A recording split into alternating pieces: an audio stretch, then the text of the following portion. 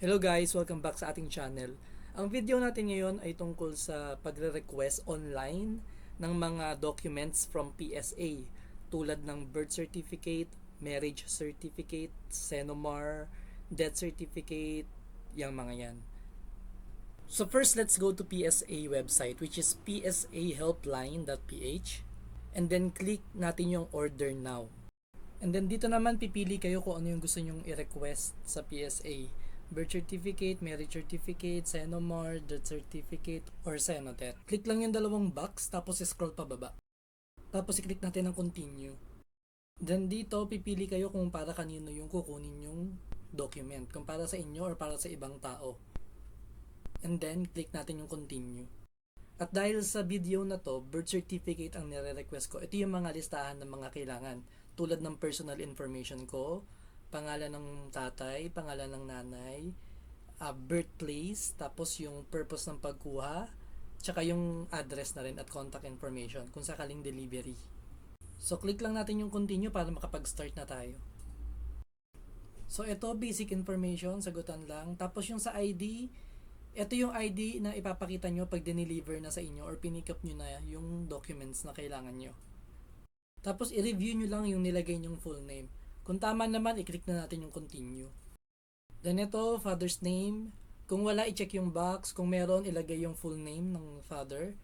Then next naman is mother's maiden name. Ito yung pangalan ng nanay mo nung siya ay dalaga pa. Then after nyan, pwede na tayo mag-proceed. Ito naman yung birthplace nyo, no? So lagay nyo lang yan, tapos proceed na ulit tayo.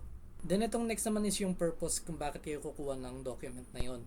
So ito ba ay for travel, school requirements, work employment, other reasons, yan. Ilagay nyo lang kung ano applicable sa inyo, then proceed na tayo. Itong last part, dito kayo pipili kung gusto nyong delivery o kaya pick up. Pag pick up, magbibigay sila ng mga listahan ng mga store kung saan pwede nyong pick upin. So hanapin nyo lang yung malapit sa inyo. Usually, mga national bookstore, yan, mga ganyan. At pag door-to-door delivery naman ang pinili nyo, ilagay nyo lang yung kumpletong address nyo dyan, kasama ng phone number at ng email address. Then pag okay na, mag-proceed na tayo sa next step. Dito naman i-review natin yung mga details na nilagay natin kanina, yung mga personal information natin. Tapos, pag in-scroll nyo yan pababa, pipili kayo kung ilang kopya ang gusto nyo, no? Isa, dalawa, kung ilan man ang kailangan nyo, ilagay nyo lang dyan. Tapos kusa na yung magko-compute. Tapos itong nasa baba, pipili kayo kung sino yung magre-receive ng item pag na-deliver na ito. Kung kayo ba o ibang tao. Pag ibang tao, kailangan ng authorization letter.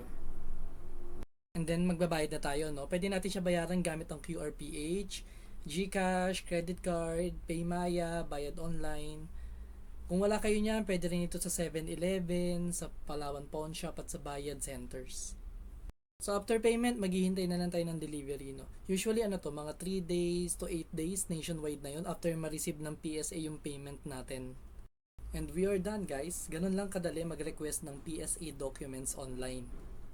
So hanggang dito na lang ang video na to, no? So huwag kalimutan mag-like, i-share at mag-subscribe para updated kayo sa mga future nating uploads.